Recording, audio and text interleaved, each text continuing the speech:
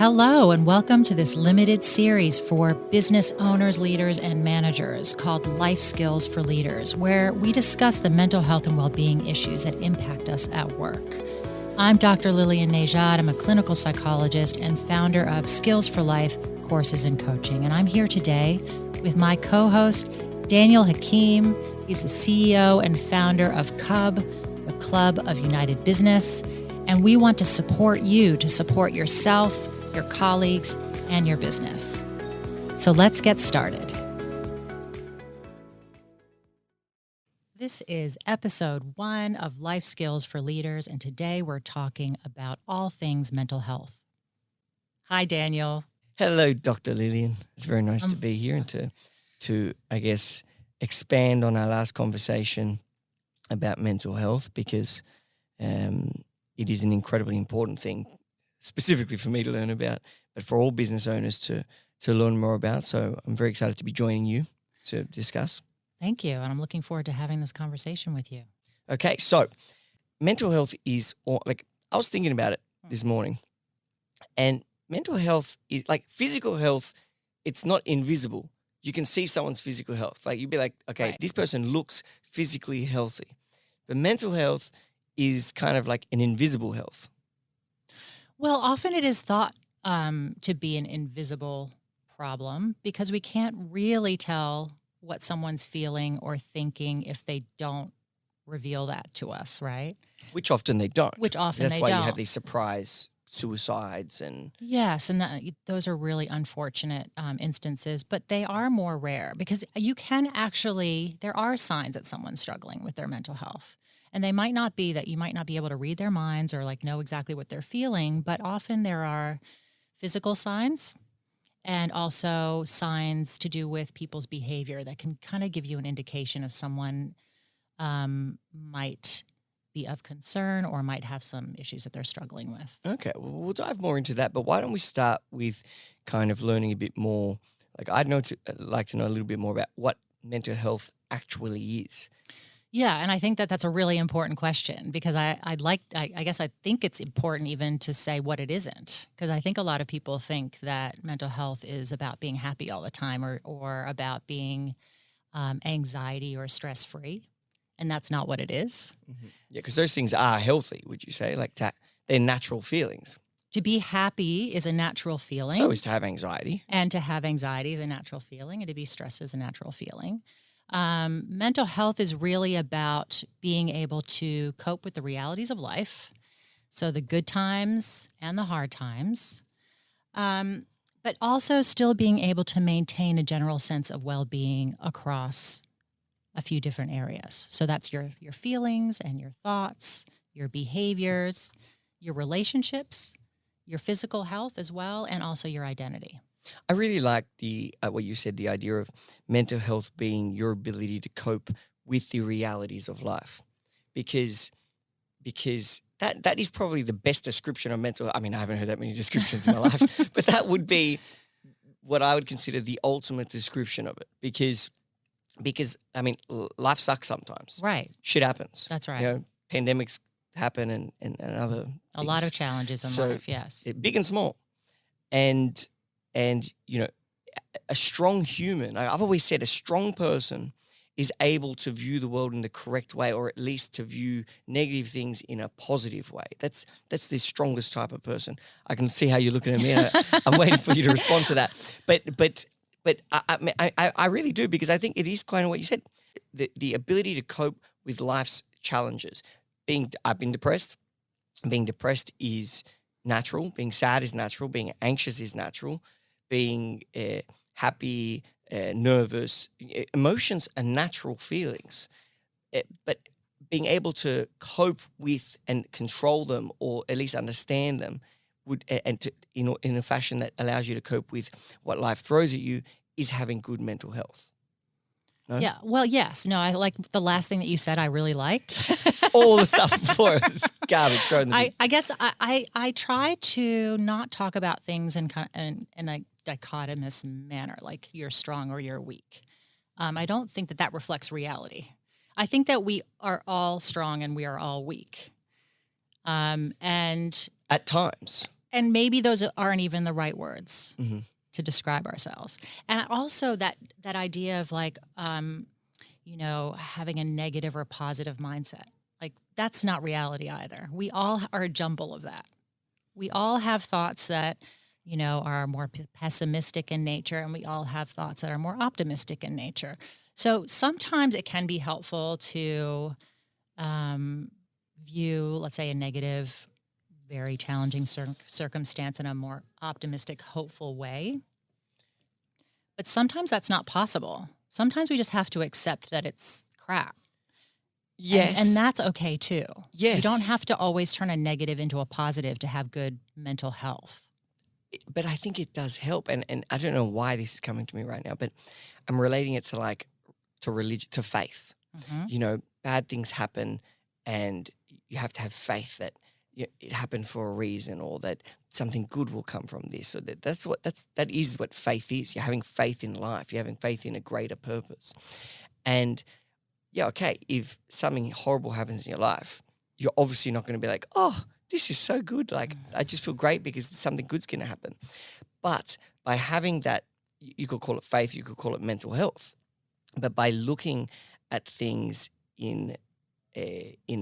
or at least being aware that something positive can come from this. So I can be stronger, or I could learn something, or it will relate to something, can at least give you enough strength to get through the negative time. I understand what you're saying. And I think that there is definitely an aspect of that, right? So like when we go through challenging times, we talk about, being resilient and what that means. And it's about being able to, well, most people think of it as about being able to bounce back from adversity, but it's also about being able to face challenges and opportunities in life. And part of being resilient is being able to learn and grow from that experience, but not everyone gets to that part. You don't have to get to that part necessarily. It's great if you can, though. So I guess the summary then is understanding that mental health is your ability to cope with life's challenges. Yeah, and I think when you were saying faith, the word that I would use is hope. I think that that's the most important thing in mental health, to have hope that you will get better. Yes. That things will get better, that you will feel better. Mm-hmm. I like that. Things will improve. Less religious word. Well, yeah, I mean, so look, faith is really, people who are religious, that is a protective factor to not developing mental health issues. There's a reason that is, because they have that belief in a higher purpose. But a lot of people aren't religious, which is fine also. And I think hope kind of covers it for everybody. Yeah. And when I see my clients, one of the most helpful things that I can do for someone is instill that hope in them that things will get better, and in a realistic way, not in an overly optimistic way, not in it's going to turn into positive ideal life, but like you can actually get through this. There are skills and strategies you can learn to cope with this better. You can learn to accept, the pain that's in your life now, and you could be stronger for overcoming. Yeah, and you can learn and grow and change from this experience as well. And then I guess the other thing you said that was probably of most importance is understanding what it's not, which is just because you're nervous about saying, or you're not feeling very happy one day for whatever reason, could be because you didn't sleep much. Right. But that's not mental. That's normal. That's not what you'd call mental health. Like a mental health disorder. Yeah. Yeah, I think that's a really important distinction. So we all feel sad and anxious and frustrated and all, the whole gamut of feelings, sometimes all in one day. The distinction between being sad and having like clinical depression, or being anxious and having an anxiety disorder, is a few things. So one is, how severe is your anxiety or your sadness? And also, is it out of proportion to the circumstances that you're in? Also, how long is it lasting? For instance, for depression, the criteria is that it needs to last for 2 weeks or longer.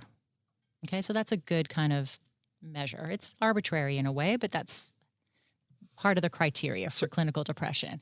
The other thing is, how frequently is it happening? And the main thing in terms of what makes a distinction between whether something's a problem and a disorder or, just something that's part of normal life is it significantly impairing important areas of your life, work, school, relationships. If that's occurring, then you might have more of a problem or a disorder. Or you should be seeking seeking some help, yes. And so you spoke about what mental health isn't, but what is it then? So what are the different types of mental health? So you mentioned a few then: depression, chronic anxiety. The most common mental health problems and disorders are anxiety disorders. The most common of the anxiety disorders are social anxiety disorder, which used to be called social phobia. So that's when people just have an intense fear of social situations, particularly because they feel like they're going to be judged or embarrassed in some way. And also other phobias are, can be quite common. Like we've heard of, fear of heights, fear of spiders, those sorts of things can be common. There's also something called generalized anxiety disorder, which is when you are excessively worrying about a lot of things in your life and it's kind of taking over your life. Yeah. It also usually causes some physical impairment as well. And then the next category of common issues is depression and depressive disorders, and the third is substance use disorders. So you would call substance use a mental disorder? It is one of the categories of mental health problems in the Diagnostic and Statistical Manual of Psychiatric Problems. But wouldn't it be more of a symptom? Wouldn't it be more caused by a mental disorder rather than being a mental disorder itself? Well, most things are caused by something, but yes, it is considered a distinct disorder on its own, but it is usually associated with, or often associated with, another problem. So you will usually see even anxiety is often associated with depression or substance use problems. Substance use problems are often associated with depression, anxiety, trauma. There's a whole range of things. But so does that mean that the government, the psychiatric or whatever the institution that looks after this part, does that mean they categorize or they view drug addicts in the same mental disorder category as someone with depression? No. So people with substance use, so the way that it's done, there are several different categories. So there are the depressive or mood disorder category. And so underneath mood disorder would be clinical depression, bipolar disorder, things like that.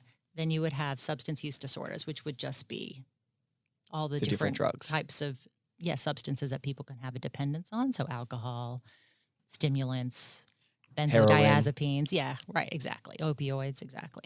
So, and then you would have the anxiety disorders area, and then you have several other categories like trauma-related categories, obsessive-compulsive categories.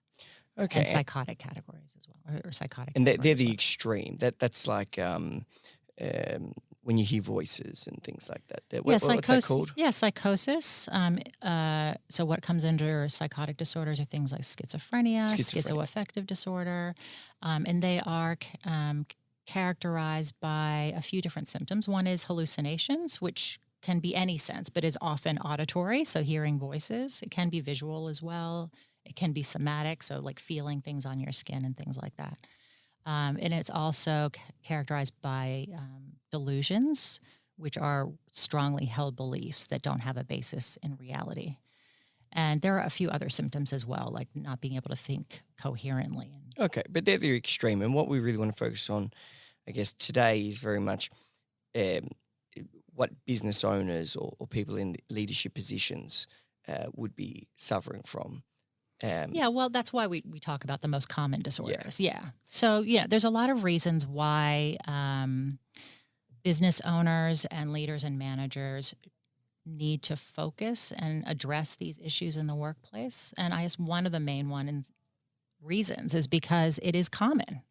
So, like, if we look at, the studies just in Australia about mental health and well-being, the prediction or the estimates are that about 45% of us will experience a mental health disorder in our lifetime. So you think 45%. So if we're spending a lot of that time at work, that means that the workplace is one of the places where it's going to be detected. So it's really important for, as leaders and business owners and managers to be able to address them if you are detecting them at work.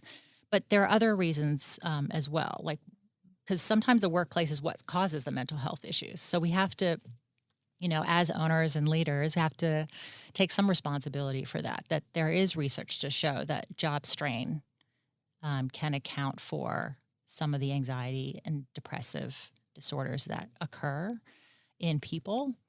And I guess the third reason, which is the kind of the current reason, is, the pandemic. It definitely has had an impact on the symptoms that people are experiencing right now. Some of the latest research in the UK and the US have shown that the number of adults that are experiencing anxiety and depressive symptoms, or that are reporting that they're experiencing anxiety and depressive symptoms, have doubled in the UK and quadrupled in the US. And I'm sure that it's very similar here as well. So the impact of what's been going on for the last year and a half is going to last for a while. And we need to be really aware of that as well. And I guess the other main reason why workplaces should be addressing these issues is because it's actually good for the workplace. It's good for business. If you have people who are mentally healthy as well as physically healthy, then they're going to be more productive. There's going to be less staff turnover. You're going to have a better workplace culture. And that's ultimately good for your bottom line. So there's so many, reasons for workplaces to address these issues more proactively. So, two questions then. How is someone like myself able to identify mental health issues in my staff? And what are things that we can do as a company to create a happier workplace, or a workplace that's less inclined to cause any sort of mental health issues? Also, just to throw another spanner in the works, is it possible to find team or staff that are stronger mentally and therefore able to cope with more? We'll start with the first question. Oh, wow. Okay. That's there's so many questions. Forget that there, last Daniel. question, because that's a bit of a hard one. I know. I mean, I can answer that. I don't think that you're going to necessarily love the answer. No, let's start. We'll start with, I'm most curious is how can you, or how could I identify someone on my team that could be potentially struggling from mental health? And catch it before it gets bad enough to affect their role. Yeah, and that's the key, is to try to catch it as early as possible. That can be hard to do.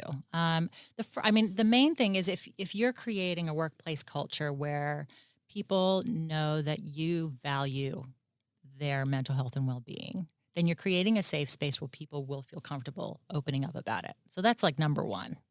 I mean, when, a lot of places implement these well-being programs and initiatives, which is great, but sometimes it's like a tick box exercise. It's not because they actually value it. It's just like, oh, we're supposed to be doing this, so let's just do it. That's the corporate world. Well, we have to tick this box to make sure that we can't get sued by the staff. Right. And the thing is, staff know that. So the research, and this is a really robust finding in the research, is that if your employees don't believe that you have a genuine interest in their mental health and well-being, those well-being initiatives will not work. So you're just wasting your money. You're ticking a box that's actually not ticked. It's not helping. It's not helping them, and it's not helping your business. It's not helping you ultimately either as a business owner or a leader. So the first thing is to really, I suppose, evaluate your own values. Like, start getting educated about the importance of mental health and well-being. Not just in relation to how it's going to help your bottom line, but actually because you care about people. And then when you are looking for well-being initiatives, make sure it's addressing the needs of your employees. It's not just doing some generic, program, that it's actually addressing the needs that your employees are saying, like, these are the things that are concerning me, whether they're concerning them personally or professionally. It's helpful to actually address it across the board, because people's personal issues affect them at work, right? And vice versa. That was what I was going to say next, is that I mean, and our team knows it. We don't we don't think there's work life and home life. We just see life. Yes. And they both are related to each other, and they both affect each other. And one of our kind of cultural principles is that we support each other in both personal issues and work issues. Yes, And I agree with that. It's just life, because if someone's home life sucks, they're probably going to suck at work too. So absolutely, they interact with each other, and it's the same when people talk about work-life balance. And I'm the same as you. I say it's not work-life balance; it's life balance. Work is a huge part of our lives. So how are we going to separate it out? Yeah. So we are in agreement. Good. Finally, we found something. Yes. So, but you asked how to detect things, and we want to detect things as early as possible. And like I mentioned, sorry, just before we get to how to detect. Okay. The other thing, really, what you were saying, is just be a good person as a leader. Mm-hmm. Just be an empathetic person. Just care about people. That's what it comes down to. It's just I care about you. Not just about your action that you're fulfilling. I actually care about you as a human, and I want you to be happy. And if you want to speak about things, they should be like a family member or a friend where we can talk. Like, I actually do care about you. I want what's best for you. Yeah, look, and people do have different capacities for empathy. And I think it can be really helpful to have an awareness about yourself. Are you, low on empathy, or medium or high? Too high and too low can be problematic. Yeah. So that can be a really helpful, self-reflection exercise, or even something to discuss with somebody else. Where are you on that empathy scale, and kind of getting that balance right? Regardless of your empathy, I mean, people know, well, you'd hope they do anyway, know how to just be a good person. Well, I mean, good, bad. I wouldn't use. There are bad people, but there are good people too. We have the capacity to be good and bad. All of us do. But sometimes we don't have the skills to effectively communicate the way that we would like to. And that's, I suppose, what can be a barrier for people to have those discussions about mental health and well-being with their employees. It's not because they're a bad person, or they're not motivated, or they don't care about them necessarily. It's about, I don't know how to do that, so I'm just going to avoid it. Because when people feel uncomfortable, or they feel like they're not good at something, they avoid often. Yeah, but like, for example, if I was to use myself as an example, and I'm sure many listeners may relate, I don't know, but I'm probably not that good at detecting. Like, I wouldn't notice if someone's sick or sad, or I just wouldn't notice it. But when I'm told, or another team, or one thing I do very often is I'll ask the other team in our one-on-one meetings, I'll say, how's this person? How's this person? Like, I ask, like, I would sit with Laura, for example, and ask, how's Alice? How's Anthony? How are they doing? Like, and I ask, and that's how I find out things. And then when I find out, this person might be a thing, I go and ask that person. And I just say, hey, listen, how you going? What's happening? How's home? Yeah. How's your boyfriend? How's, how's life? Yeah. And so while I may not be the most empathetic, I can't catch it, I do know how to be a good friend and a good person. Yeah, you know how to. And if I am told that this person something's going on, they have a breakup, for example, or someone's sick in their family, I am able to speak to that person. Hey, just if you need anything, let me know. Everything's normal, but anything you need, just let me know, and you can do that. Yeah. And I find that works quite effectively. So asking other team members how the rest of the team is. Yeah, I think that's a good idea. And I think the point you're making also is, like, you've recognized that you have some skills, and that you might be lacking in others, so you've delegated the others, which I think is a great way of dealing with it. But some people even have trouble with the part that you say that you can do, which is just asking people how they're doing and what's going on, and offering support. There are lots of leaders out there, they're not immune to being socially anxious, for instance, right? So they might actually have trouble having those conversations. Well, for them, I would argue, you do a lot of more complex things in life. Just learn how to ask someone how they are. Like, you do all these complex things in life, you tell them you can't sit down and just ask someone, hey, how you going? They might, but I guess this is where the empathy thing comes in, Daniel, because there are people who are so worried about doing it wrong, making a mistake, making things worse for somebody, that they won't do it. They're not doing it because they don't want to help someone. They don't want to make things worse. Okay. So it's really important, if that, describes you, for instance, is to skill yourself up. Like, you can always learn how to do that. You can always learn to deal with social anxiety as well. So it's not impairing your ability to deal with these issues at work. Um, but one of the most important and earliest things that you can do is to be able to detect the problems in And so other how do we people. do that? How do we detect? And when, we talked about how it can be really hard to tell what someone's feeling or thinking, particularly if they're not sharing it. Sometimes you can see it. Sometimes you can see if someone's a bit low or, on their facial expression, but sometimes you can't. So it can be much easier to detect, physical changes and behavioral changes. So, and also their work. Exactly. Because when someone's work drops and they typically don't, Yes. their targets don't drop, I always find that something's going on in their life. Yeah, so work-related changes are a really helpful way of noticing that something might be wrong. So it might be that they're not showing up to work, they're taking lots of sick days, they might be missing meetings, they might stop going to social functions that are work-related. Sales might have gone down. Yeah, exactly. Their performance might be suffering. So those sorts of things can be signs. Physical signs can be things like they look really tired and fatigued. They have low energy. They seem unmotivated due to that fatigue and energy. They might. Lack of passion? Yep, that wouldn't be a physical issue. That would be something that you might, but that might, if you know somebody really well and you know they're normally passionate and like full of energy, and now they're not, then that would be an obvious sign. So it's obviously easier if you know someone really well to detect differences in how they're feeling and thinking and behaving. If you don't know them well, there might be things that you might notice, like changes in appetite.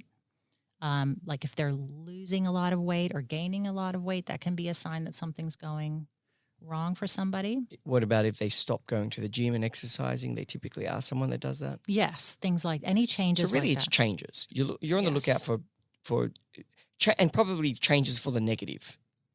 I know we don't use negative and positive, but changes for what most people would consider negative, like being malnourished, not eating and losing too much weight. Yeah, Eating too much, getting too fat.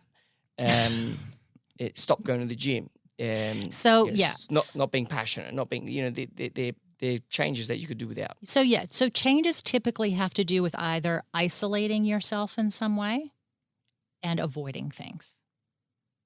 So if you're noticing those things in your colleagues, and that can show up in lots of different ways, right?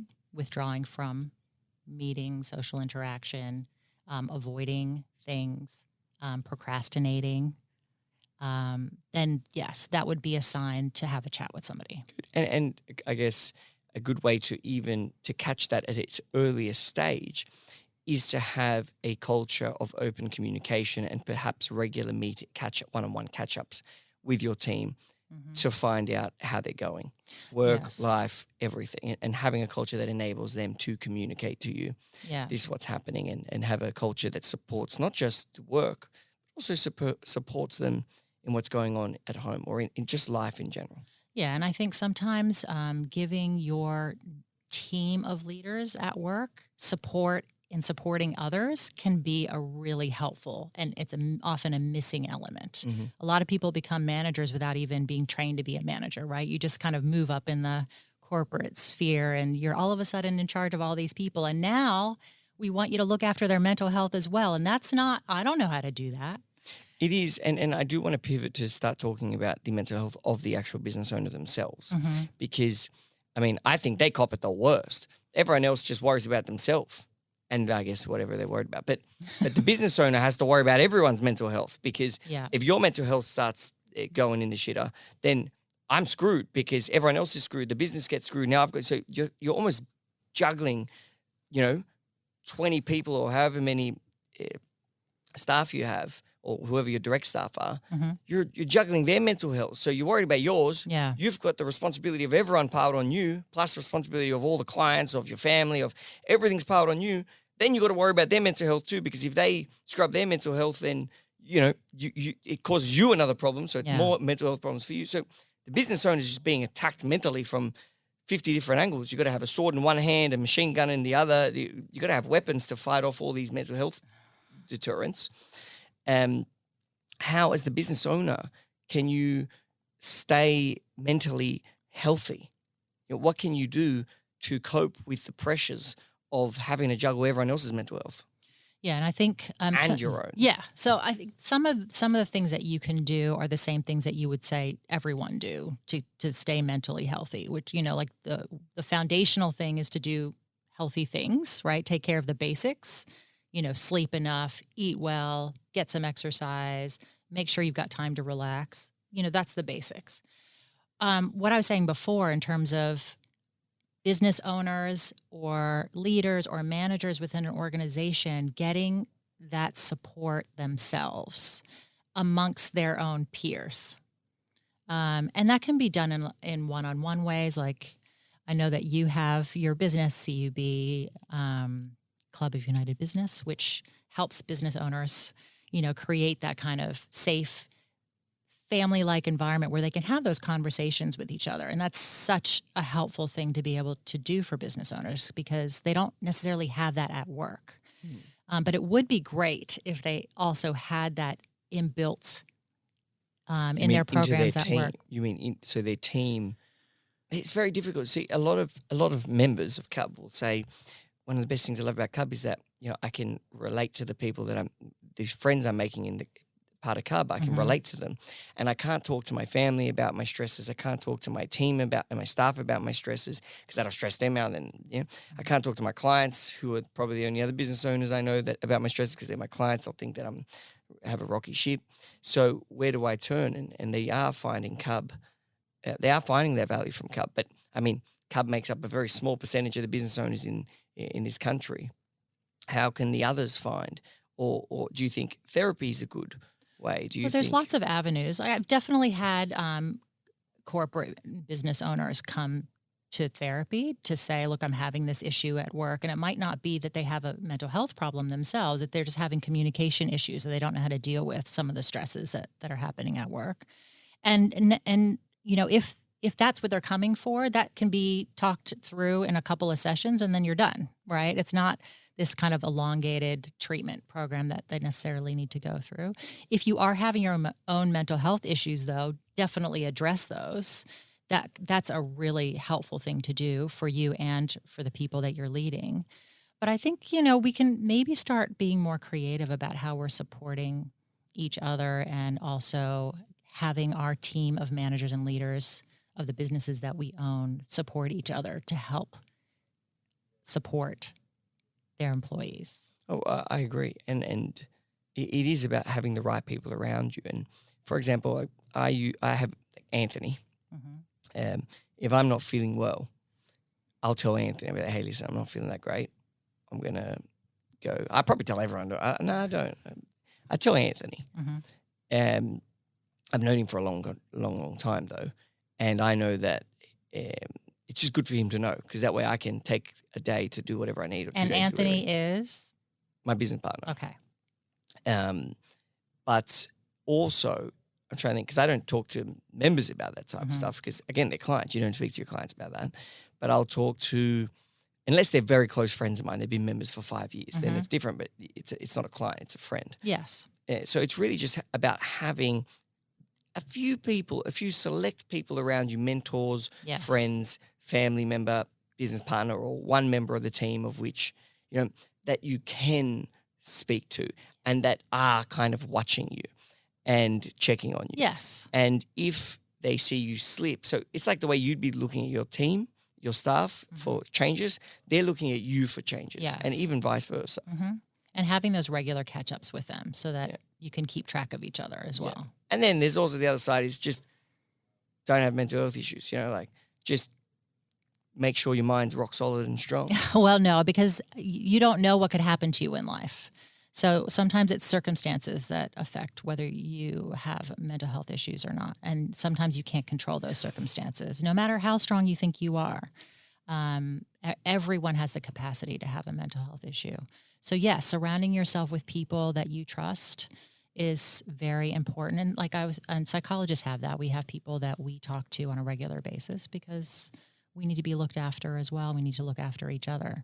And so I think if we had more of that within the corporate world, those inbuilt systems where managers are supporting each other, that can be a really helpful way to make sure that these mental health issues are addressed effectively in the workplace. And also for yourself, if as you mentioned, if you're suffering from something for a week, 2 weeks, then it's time to start telling somebody about it, because then it becomes your body's suffering for it. But if you're just having a freak out day because something bad happened, it's not something that you have to really necessarily worry about. Yeah, I think that sometimes people do get really worried about just having a low moment or not feeling 100% happy, and that in those times you need to accept that the reality is we're not going to be happy all the time, and emotions and feelings are fleeting. But yeah, if it's lasting longer, it's still helpful to talk to someone about that. Even if you're having a low moment on one day, you can call up a friend and be like, I'm having a moment. Talk about that. Yeah, but your business owners, you're not calling them every day. Bad shit happens every day. If I called every time that happened, God. Yeah. Sometimes just reflecting on it yourself can be helpful. Writing about it yourself can be helpful as well. I guess the other important thing that business owners should always have within their workplaces are those policies and procedures on addressing mental health and well-being in their workplace. They should be in place, and people need to know what they are.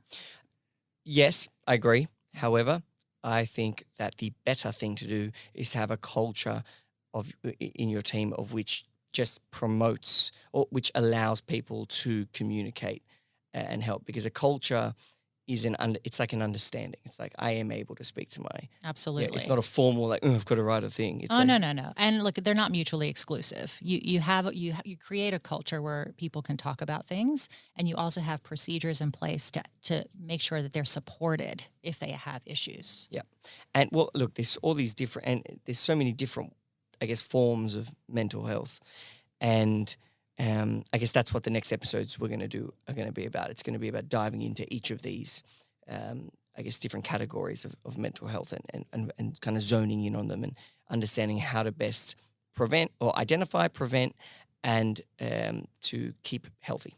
Yeah, I think we'll be diving into some of the most common issues and also how to build some skills to maintain your mental health and prevent issues from occurring in the first place. Awesome. Well, let's do it. For more information or to contact me to schedule a time to chat, just go to drlilliannejad.com. That's drlilliannejad.com. I look forward to it.